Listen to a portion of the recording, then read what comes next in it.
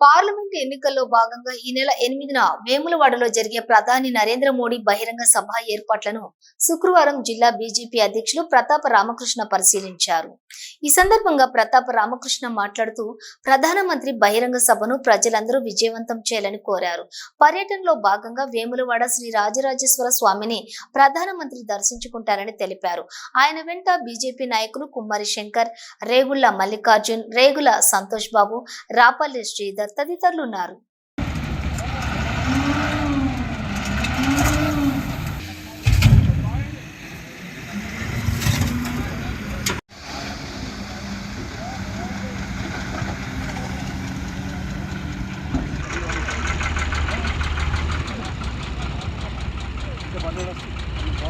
భారత ప్రజల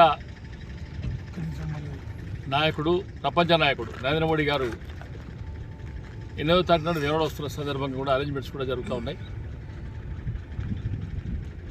నిజంగా ఓ రకంగా మన అదృష్టం.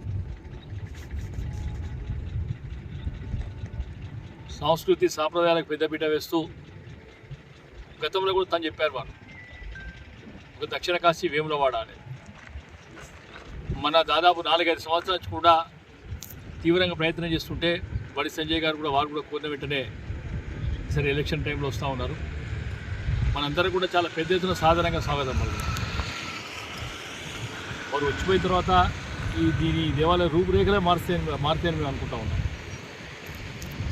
దేవాలయాలకు, చారిత్రక ప్రాధాన్యం గల దేవాలయాలకు ఏ రకమైన గౌరవం ఇస్తూ ఉన్నారో మనం చూస్తూ ఉన్నాం. కనుక మరొక్కసారి వేములవాడ ప్రజలను, ఈ నియోజకవర్గ జిల్లా ప్రజలందరూ కోరుతూ ఉన్నాను, స్వచ్ఛందంగా లక్షలాది మంది తరలివచ్చి మనం ఈ కార్యక్రమాన్ని జయప్రదం చేద్దాం.